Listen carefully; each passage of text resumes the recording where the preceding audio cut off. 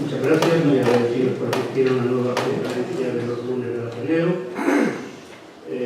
La sección de Ciencia, Tecnología y Medio Ambiente tiene el placer y el gusto de presentar a María Alonso, catedrática de Farmacia y Tecnología Farmacéutica del Departamento de la Facultad de Farmacia de la Universidad de Compostela, y que nos va a hablar de los medicamentos y el futuro papel en nuestras vidas. Por la vista de la definición, ahí aparece una palabra muy importante, que es el término nano. Estamos de nuevo ante la nanotecnología o nanociencia, cosa que ya ha venido a esta sala más de una vez, ¿no? Por lo tanto, no voy a hablar mucho de ello, simplemente recordar lo que ya dije en otro momento, en una presentación que yo hice, dando a entender que el término nano se refiere a que vamos a manejar de la materia a nivel de nanómetro, 10 elevado a menos 9 metros, un 0,9 ceros y un 1. Como dicen algunos autores, el grosor de un hilo dividido 1000 veces. Es el tamaño aproximado que tiene el mundo atómico, las moléculas, los átomos. De hecho, dice muchas veces que la forma de tratar a estos sistemas no es mediante la mecánica clásica, no. Es la mecánica que se utiliza para tratar mundos subatómicos. Esto es la mecánica cuántica. Y uno puede preguntarse, ¿dónde está el interés por trabajar con cosas tan pequeñas? ¿Dónde está el gusto? Pues el problema es que, como ya he comentado alguna vez, este tipo de partículas métricas presentan propiedades que son muy diferentes a las que presenta la misma sustancia a nivel macroscópico. Y por lo tanto, evidentemente, hay que aprovecharse de estas nuevas propiedades que surgen como consecuencia del pequeño tamaño que tiene en este caso la partícula. La nanociencia, voy a llamarle nanociencia, después le llamaré nanotecnología. La nanociencia, yo creo que surge, mis datos lo sitúan fundamentalmente a mediados del siglo pasado, y surge como ciencia básica, aquella que, ¿para qué es esto? No sabemos, ya veremos para qué es ciencia.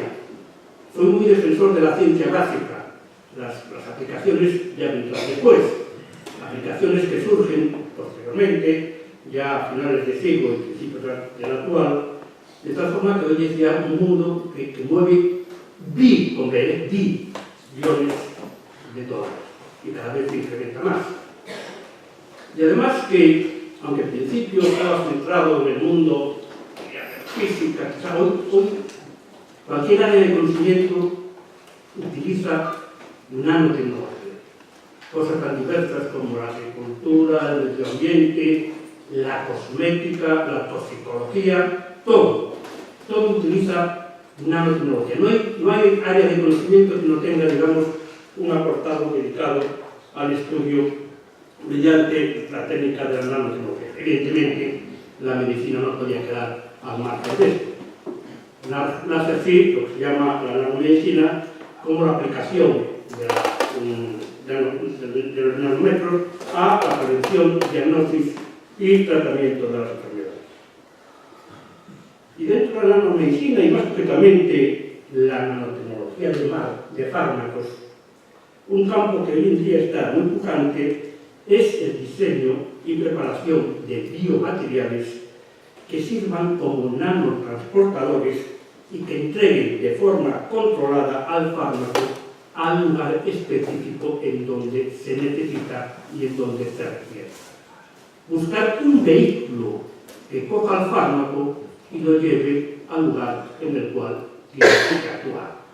Porque en principio, cuando alguien ingiere o se suministra un fármaco, solamente una parte de él llega al lugar a que queremos que llegue, otra se queda por el camino, va a otros lugares, otra no es capaz de atravesar las barreras que existen, y por lo tanto, evidentemente, si se consigue eso es un éxito importante, ¿no?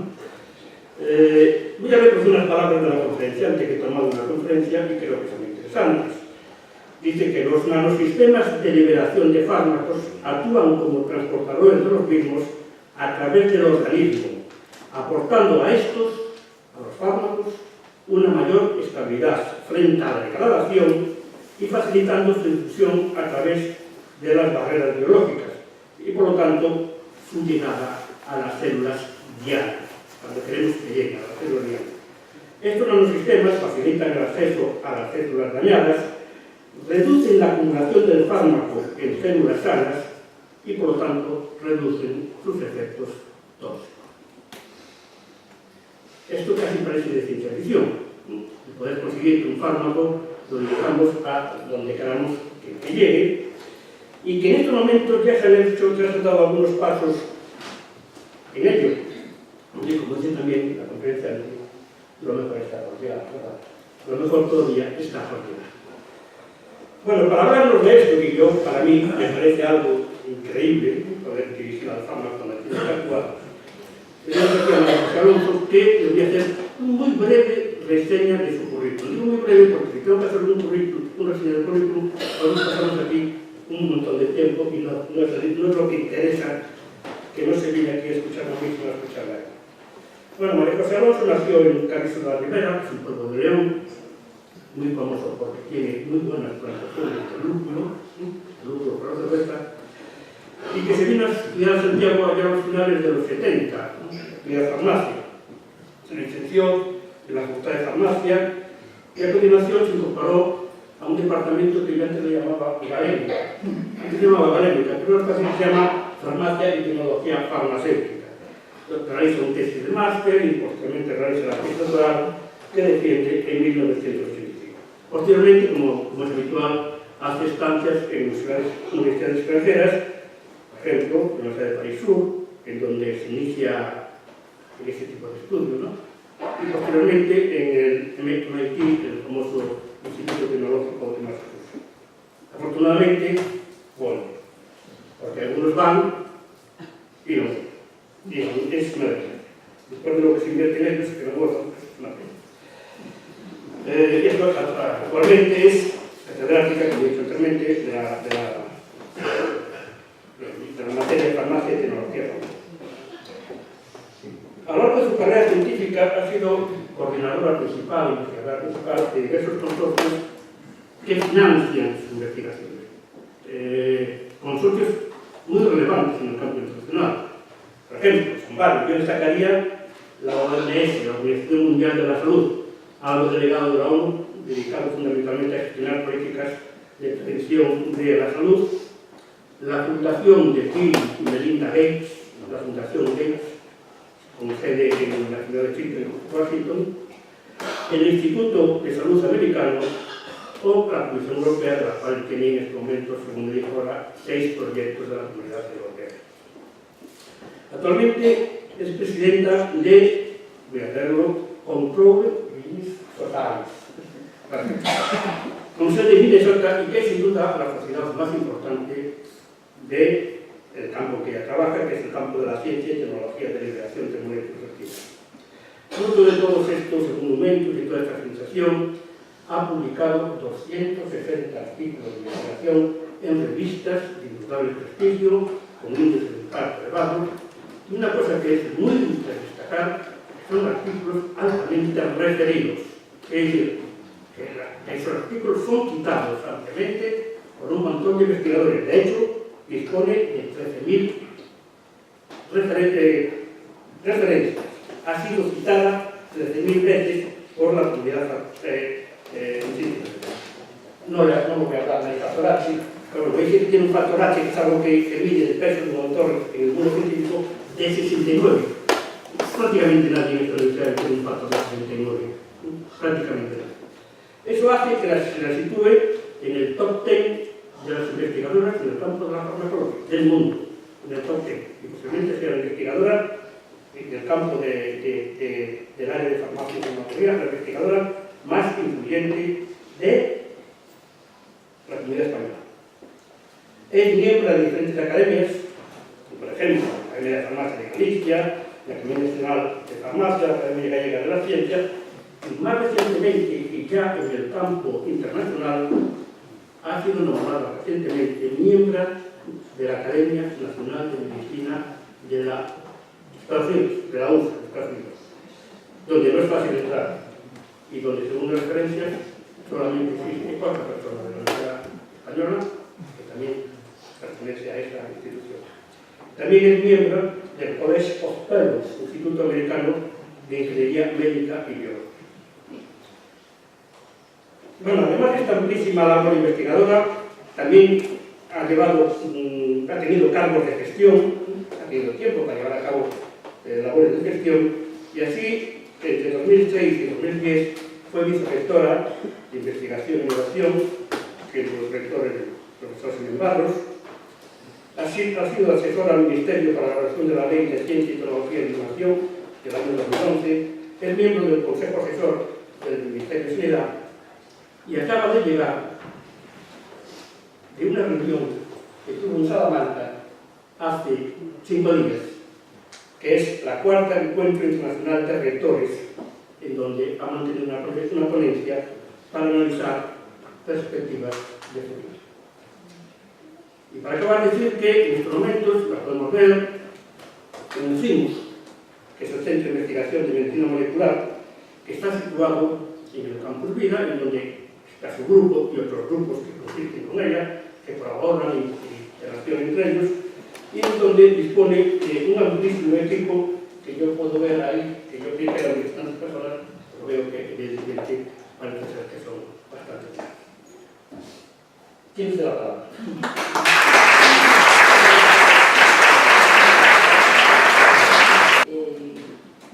De verdad, me siento tan halagada, que sea abrumada, ¿no? De verdad, a tanta gente conocida, amigos, gente que no conozco, pero la verdad es que estoy muy agradecida de que me necesitaron, la tenemos, la verdad es que me encanta contar a la gente lo que hacemos en el laboratorio, yo creo que es un privilegio poder contarlo, ¿no? Es cierto que no lo hacemos con frecuencia damos conferencias en congresos científicos, pero así contarle la historia al público en general no tenemos muchas ocasiones para hacerlo. Yo creo que es muy importante. Nosotros lo vivimos, nos encanta contarlo, pero es que yo creo que es importante que la sociedad conozca lo que hacemos y que todavía hay gente que se cree que en España no investigamos tanto. La verdad es que estamos haciendo mucho con poco dinero, pero hay muy buenos investigadores, como bien sabéis, en España, y a veces no los conocemos, es una pena. En todo caso, insisto, muchísimas gracias, encantada de contaros lo que hago. Como bien decía, mira, es aquí es el sitio. Como bien decía Jaime, este es el sitio donde estamos trabajando, en el CIMUS, un centro de investigación en medicina molecular y enfermedades crónicas, pero algo que no dijimos en el currículum es que, además de las publicaciones y de mi dedicación a la investigación, soy docente, claro, de la Facultad de Farmacia, imparto la asignatura de biofarmacia y farmacocinética, y a lo que no le dedicamos tampoco poco tiempo, que es bastante, y muy contenta de hacerlo. Por lo tanto, mi afiliación es a la Facultad de Farmacia en primer lugar, y luego al CIMUS y el IDIS, que son 2 centros de investigación, uno ubicado en un hospital y el otro ahí cerca del hospital, que es la imagen que está siendo la figura. En efecto, en estos momentos somos del orden de 30 personas trabajando, y dentro de mis colaboradores inmediatos está la profesora Dolores Torres, aquí presente también, de la Facultad de Farmacia. Bueno, entonces se me ocurrió esta idea de cómo los medicamentos pueden cambiar nuestras vidas. Y esto puede tener un doble sentido. De entrada, yo os diría que a todos los aquí presentes, los nanomedicamentos nos han cambiado nuestra vida. ¿Por qué nos han cambiado nuestra vida? Por nuestro trabajo. Y esto es una diapositiva. Bueno, esta es una acuarela que hizo un niño de primario del Instituto de León, que me la hizo para mí. Y digo, la ciencia, inventar es vivir. Esa frase, inventar es vivir, que a mí me encantó, la tomé del discurso de Ana María Matute cuando le dieron el premio Cervantes. Obviamente ella estaba pensando en una invención totalmente distinta de lo que hacemos nosotros en el laboratorio, pero no deja de ser invención, crear, inventar. Y esto produce una satisfacción tan grande que yo creo que el que se dedica a esto y lo hace con pasión, realmente te cambia la vida, te marca la vida ya para siempre. Y por eso digo, los nanomedicamentos nos han cambiado la vida a todos ahí presentes. Pero sí que es cierto que hoy he venido a hablaros de cómo los nanomedicamentos pueden cambiar nuestra vida por el beneficio terapéutico, por la mejora en la calidad de vida, ¿no? Y antes de pasar a contaros en qué casos concretos pueden ser tan útiles los nanomedicamentos, pues había pensado en 4 diapositivas introductorias, pero bien es cierto que Jaime ya lo dijo todo. Creo que puedo pasar estas diapositivas de la, ¿no? Porque efectivamente la nanotecnología, que ahora está de moda y todos hablamos de ella, está presente en nuestras vidas, porque está presente en infinidad de materiales, de utensilios, de aparatos que consumimos, que utilizamos en energía, en aeronáutica, en revestimiento en envases. Aquí señalo, por ejemplo, en cosmética, hay mucho de nanopartículas en cosmética. En la industria textil tenemos muchos tejidos inteligentes al día de hoy que emiten pues perfumes, o sea, que van soltando perfumes, que emiten una luminosidad, que producen calor. Está bastante implantado también en la industria textil. Y aquí quizás no se vea muy bien, bueno, el apito de la salud. Aquí tenemos una vena, los capilares, es obviamente una ilustración donde vemos las células sanguíneas y las nanopartículas circulando por ahí hasta que llegan al tumor y liberan el fármaco en la célula diana, como bien explicaba antes Jaime. Bueno, entonces, lo nanométrico, ya lo explicó él también, dice elevado a menos 9 metros, es decir, 1000 millones de veces más pequeño que un milímetro. Y aquí tengo una escala para que nos hagamos la idea, es una escala logarítmica. Y bueno, me permitiría ilustrar una molécula de insulina, una nanopartícula, una bacteria de una célula. ¿Cómo es el tamaño de uno frente a otro? Porque cuando decimos que las nanopartículas son tan pequeñas, hay gente que me pregunta, entonces no cabe una molécula en una partícula. No, las moléculas son más pequeñas, si los hacemos son más pequeñas las moléculas, y una nanopartícula contiene muchas moléculas. Aquí he representado la molécula de insulina que mide 1 nanómetro. Una nanopartícula de las que preparamos nosotros normalmente está entre 100 y 200 nanómetros. Una bacteria 5 veces más o 20 veces más. Y una célula pues todavía de 1000 veces más o 500 veces más. Para que os hagáis la idea, el tamaño que tiene este sería una cosa así, es decir, la molécula ya no la vemos, la nanopartícula es esto de aquí, el tamaño de la bacteria sería este y el tamaño de la célula es esto. O sea que fijaos que diminuta la nanopartícula que utilizamos para transportar fármacos en relación a la célula. Podemos meter dentro de cada célula cientos o miles de nanopartículas. O sea que efectivamente, como señaló Jaime, en estas nanopartículas lo que vamos a hacer es alojar moléculas de fármacos, por ejemplo, de insulina en alguna situación. Bien, y hablamos de tecnología farmacéutica y de nanotecnología farmacéutica. La tecnología farmacéutica, como bien él decía, antes se llamaba farmacia galénica, que bien dicho sea de paso es un nombre que me gustaba mucho. Pero bueno, ahora todo es tecnología y pasamos de galénica a tecnología. Y la tecnología farmacéutica, ¿de qué se ocupa? Pues básicamente de lo que se ocupa la tecnología farmacéutica es de darle forma a un medicamento para poder administrarlo a un ser vivo, normalmente al ser humano, hablamos aquí, ¿no? Entonces, la elaboración de comprimidos, la elaboración de cápsulas, la elaboración de gajeas, supositorios, todo eso lo estudian los estudiantes de farmacia como tecnología farmacéutica, porque es lo que es. Y dentro de estas formas de dosificación va incluido el fármaco convencionalmente incorporado. Bueno, pues hemos pasado de esta macrotecnología, podemos decir, porque es algo medible, que yo recuerdo cuando empecé la tesis en el departamento, que no teníamos balance de precisión y todo lo que pesábamos era cantidades grandes, porque lo que hacíamos era de tamaño pues muy grande. Y cuando empezamos a trabajar con nanopartículas teníamos que medir miligramos y era más complicado. Entonces hemos pasado de aquí a aquí. Estos son nanopartículas elaboradas en nuestro laboratorio, que tienen 100 nanómetros más o menos. Obviamente esto es una fotografía del microscopio, tomada en el microscopio electrónico de transmisión, porque de otro modo no se ve. Esta es la apariencia de las nanopartículas a la vista. Es decir, que es una especie de leche muy diluida, opalescente. Tienen que estar bastante concentradas para verlas así. Si no, bueno, pues puede ser algo como el agua, o con una ligera tonalidad. Esto significa que aquí en el medio hay nanopartículas. Bueno, y a veces pongo este símil de la función del vehículo transportador, ¿no? Porque es así como muy ilustrativo.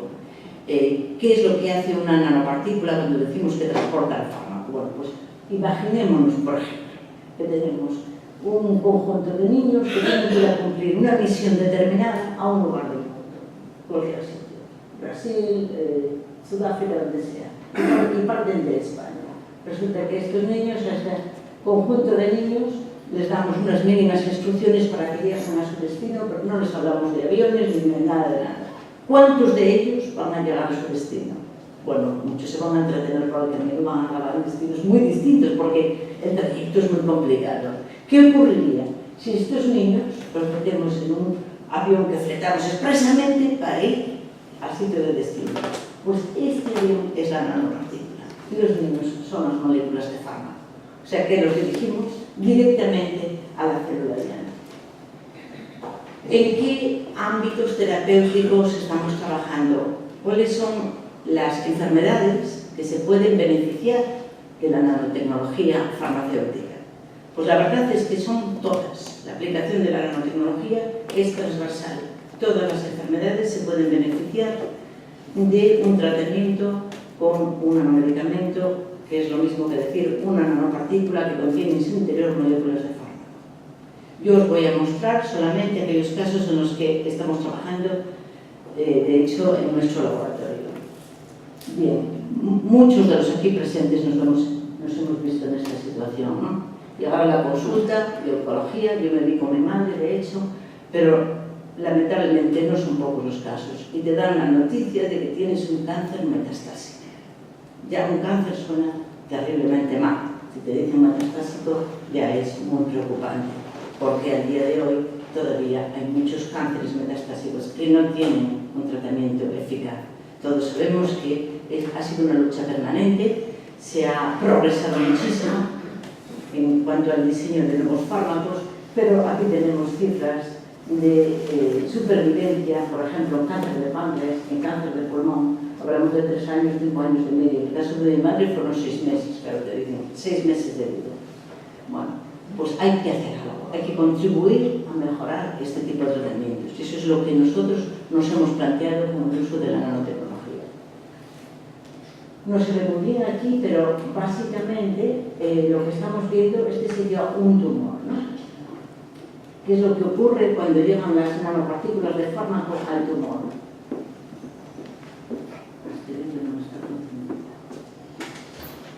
Bueno, no se ve muy bien porque tenía la cabeza igual, pero básicamente el tamaño sí creo que es mejor así. El tamaño del tumor, llegan las nanopartículas, efectivamente el tamaño del tumor se reduce. Esto que veis aquí son células cancerígenas. El núcleo lo hemos tenido en azul y el citoplasma en rojo. Y los puntos verdes son nanopartículas cargadas de fármacos antitumorales. Es decir, las nanopartículas han llegado a la célula diana y pues han actuado muy eficazmente. Sabemos que la quimioterapia, uno de los grandes problemas que tiene es que la mayor parte del fármaco no va a las células cancerígenas. Tanto es así que está calculado que normalmente no llega a más de un 2% de la dosis administrada al tumor o a las células metastásicas. El resto del fármaco, que es citotóxico, se distribuye por todo el organismo causando ¿qué? Pues toxicidad. Eso es lo que hace. Porque el fármaco, por así decirlo, es tonto, no sabe dónde tiene que ir y va a donde no debe. Y un poquito de casualidad llega al tumor, menos del 2%. Bueno, pues las nanopartículas que diseñamos dirigen el fármaco a las células no solamente tumorales, sino también hemos conseguido dirigir estas partículas al sistema linfático donde se alojan las células metastásicas.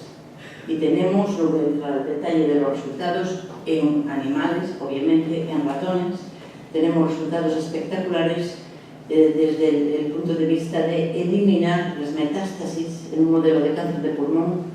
Eliminamos el tumor del pulmón y las metástasis de linfa. Los resultados son tan buenos que la Xunta de Galicia nos concedió este año un proyecto que llaman de valorización para intentar llevar este tratamiento a la clínica. Pero bueno, eso es bastante complicada. Vamos a ver hasta dónde somos capaces de llegar con la financiación del programa Inicia de la Xunta. Esta es una de las aplicaciones. Bien, otro tipo de enfermedades de las que hablamos continuamente son las enfermedades, y que cada vez hablamos más de ellas, las enfermedades autoinmunes, ¿verdad? Últimamente se habla mucho y aquí tenemos la incidencia que es enorme por cada 100.000 habitantes. Por ejemplo, esto es la artritis reumatoide, esto es la psoriasis, la enfermedad de Crohn, diabetes tipo 1, esclerosis múltiple, lupus. Todo esto son lo que se llaman enfermedades autoinmunes porque el sistema inmune juega un papel trascendental. Nosotros estamos trabajando en esclerosis múltiple, en colaboración con Ángel González de Diego.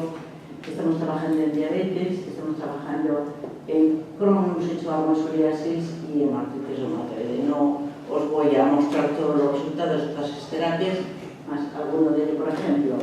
En el caso de colitis ulcerosa, con enfermedad de Crohn, cuya incidencia ha aumentado mucho en los últimos años, y que efectivamente la prevalencia es muy alta, es una enfermedad cara de tratar, crónica, no curable. El día de hoy se trata mucho con anticuerpos monoclonales, tratamientos muy caros y no tan eficientes como nos gustaría. ¿Qué hemos hecho en esta línea? Bueno, pues lo que hemos hecho es desarrollar nanopartículas que se pegan, se incrustan al epitelio intestinal. Esto que veis aquí es una ilustración, un dibujo que hemos hecho nosotros, pero representa un corte transversal del intestino. Este es el epitelio intestinal, los enterocitos. Este es el moco, porque todo nuestro intestino está recubierto de una gruesa capa de moco, y estas son nuestras nanopartículas. Entonces, ¿qué ocurre? Nos tomamos las nanopartículas, llegan al intestino, difunden a través del moco, llegan al epitelio, a los enterocitos y entran.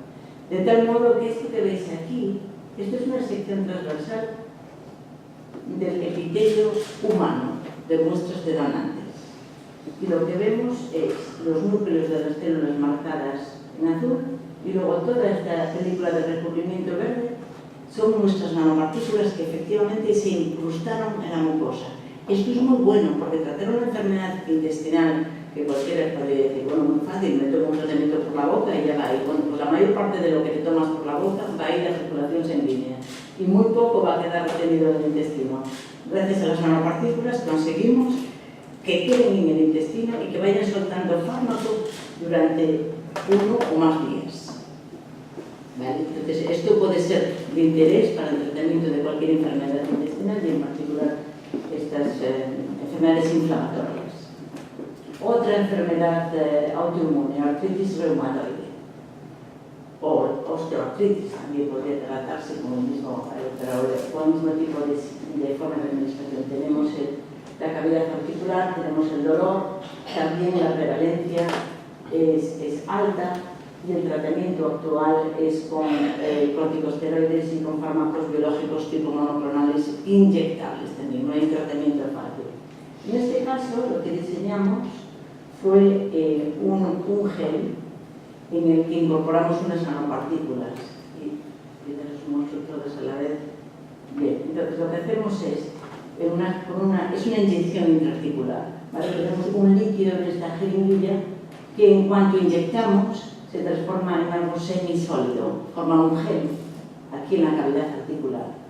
Y en este gel hay atrapadas nanopartículas. Esto es una imagen del microscopio electrónico de barrido por las nanopartículas. Entonces las nanopartículas constituyen reservorios de fármaco que se va soltando durante periodos de tiempo prolongado, de modo que el efecto pueda durar 1 o varios meses.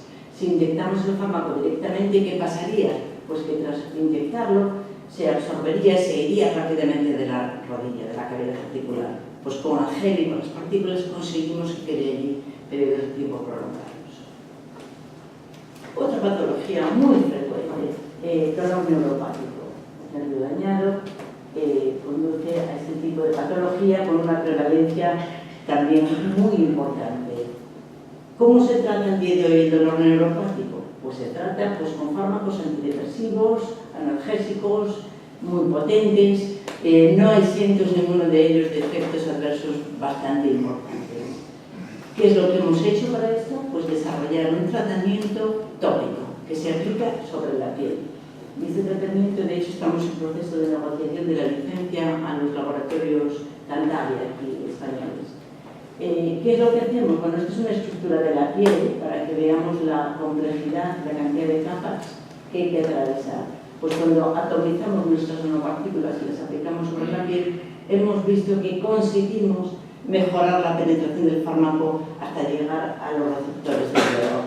De tal modo que en modelo experimental, una vez más, de ratón y de rata, hemos visto modelos de dolor neuropático, cómo efectivamente se alivia el dolor.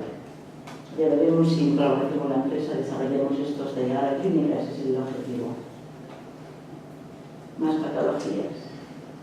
Terapia génica ocular. Este es otro de los ámbitos, desde que empezamos el laboratorio de nanotecnología farmacéutica hemos dedicado tiempo a la vía ocular.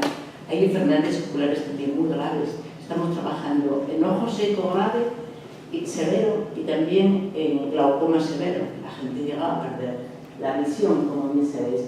Este trabajo lo hacemos en colaboración con la empresa del grupo PharmaMar, la empresa Silventis, que han desarrollado una terapia génica para el tratamiento del glaucoma y otra para el tratamiento del ojo seco.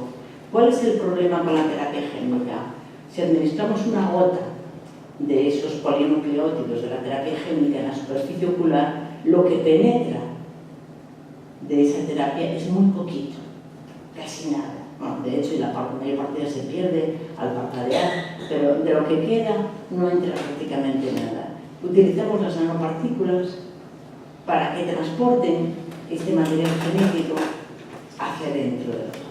Y lo que veis aquí es una imagen de una córnea de conejo al que le hemos administrado una gota de un colirio con una terapia génica que produce un color verde, simplemente para visualizarlo. Y al cabo de unas horas vimos cómo el ojo se le ponía verde al conejo.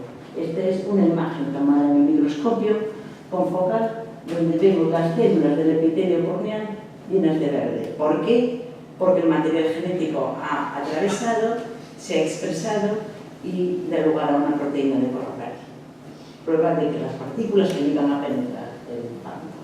Os comentaba antes Jaime, y este fue un gran proyecto que tuvimos la suerte de tener con la Fundación Bill y Melinda Gates, preocupados por los grandes retos en salud global.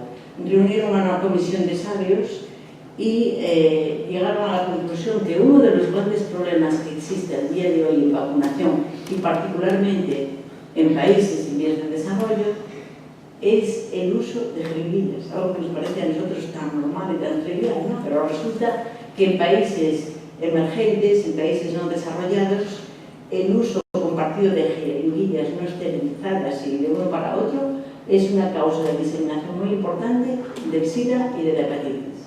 Entonces fue considerado como un gran reto, a ver si somos capaces de desarrollar vacunas que no sean inyectables. Y nuestra idea fue intentar administrarlas por la nariz, porque nos dijeron que por vía oral no era muy recomendable porque el tracto gastrointestinal en estos países pues a veces estaba muy deficientemente organizado y que iba a ser muy variable.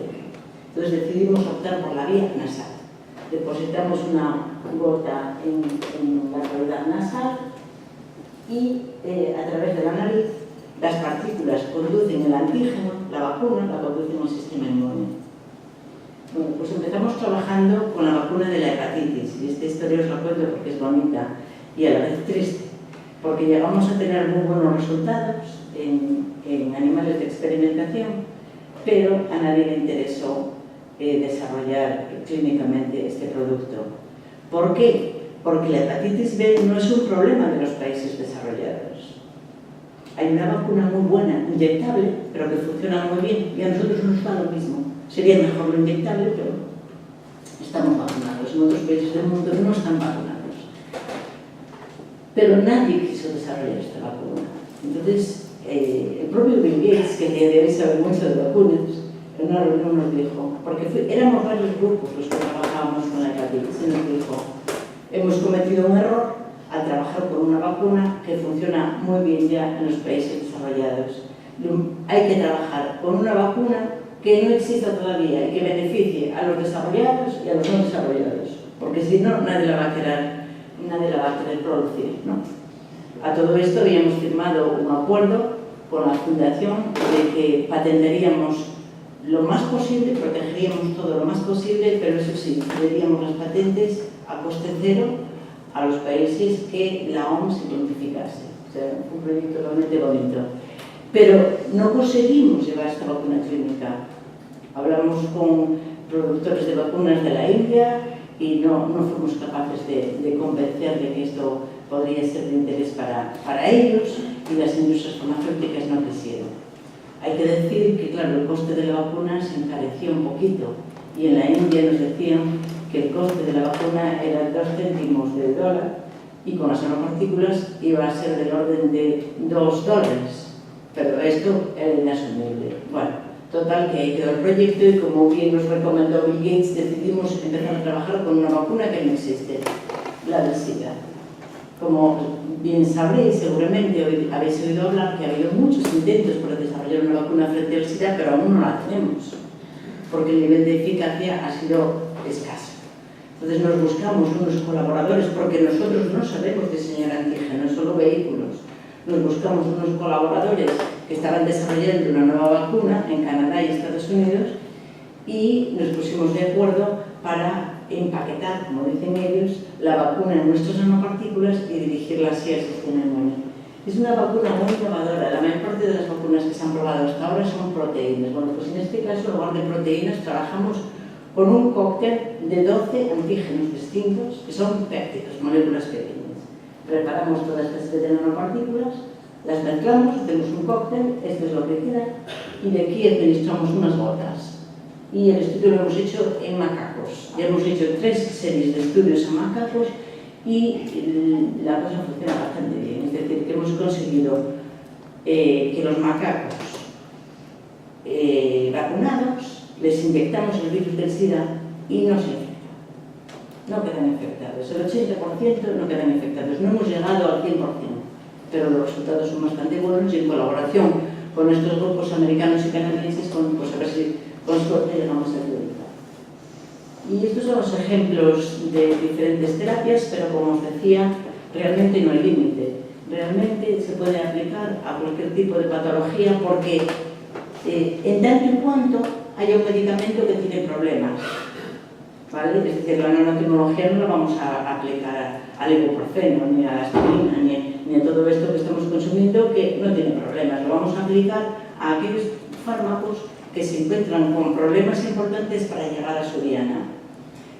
Para nosotros lo bueno es que ahora estamos entrando en la generación de fármacos biológicos. Sabéis que más de la mitad de los medicamentos aprobados en la última década, medicamentos y vacunas, son biológicos. ¿Esto qué quiere decir? Que son moléculas muy grandes y muy complejas, que no son capaces de atravesar barreras biológicas y que les cuesta muchísimo llegar a su diana. ¿Habéis oído hablar de terapia génica, anticuerpos monoclonales? Pues todas esas moléculas se benefician mucho de ir protegidas en una nanopartícula transportadora que las lleva a su lugar de origen. Y para que os hagáis una idea, esta es una ilustración de nuestras nanopartículas, que a veces tenemos un núcleo en el que alojamos el fármaco y le vamos poniendo capitas de biomateriales, de polímeros, 1 capa, 2 capas, hasta 5 capas hemos llegado a poner. Y esta es la imagen real de nuestras partículas en el microscopio electrónico. Veis que hay una especie de núcleo y una capa. El núcleo lo definimos teniendo en cuenta las características del fármaco, y las capas que le ponemos alrededor, pues teniendo en cuenta todas las barreras biológicas que queremos superar.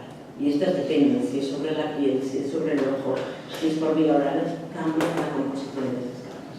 Y con esto yo creo que ya terminamos. Simplemente quería deciros, antes Jaime hablaba de las tecnologías. A ver, el hecho de que se llame nano no significa que sean tecnologías complejas. De hecho, hacemos muchos esfuerzos en nuestro laboratorio para que las tecnologías sean lo más sencillas posible.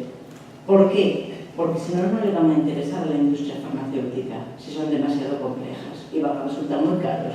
Entonces queremos algo que se pueda producir a gran escala. Nosotros en el laboratorio producimos 1 mililitro o 2 mililitros, y hay que llegar a producir cientos y miles de litros. Entonces tienen que ser tecnologías fáciles, escalables, elaboradas a partir de biomateriales no tóxicos, porque si no las agencias regulatorias van a poner muchas pegas. Entonces todo esto hay que tenerlo en cuenta. Y uno de nuestros objetivos es diseñar tecnologías tan sencillas como sea posible, preferentemente basadas en mezclar sustancias y nada más. Y aquí vais a ver cómo preparamos nuestras nanopartículas de una manera muy sencilla. A ver si funciona el vídeo. No. Pues entonces lo voy a poner aquí. Lo probamos aquí y funciona. Así es. Ahí veis, mezclamos el contenido de dos viales y ya está. Esas son nanopartículas concentradas. ¿Veis? Se puede hacer en cuestión de 1 minuto o 2. Tan sencillo como eso. Claro, la clave está en saber qué mezclamos para que se produzca, ¿no? Y bueno, me he tomado la libertad de coger este vídeo de YouTube para que os hagáis una idea de todo lo que ocurre en ese proceso de formación de esas partículas. Es una ilustración, ¿no? Para que veáis todo lo que está pasando en ese medio pozo que yo os mostraba en ese época.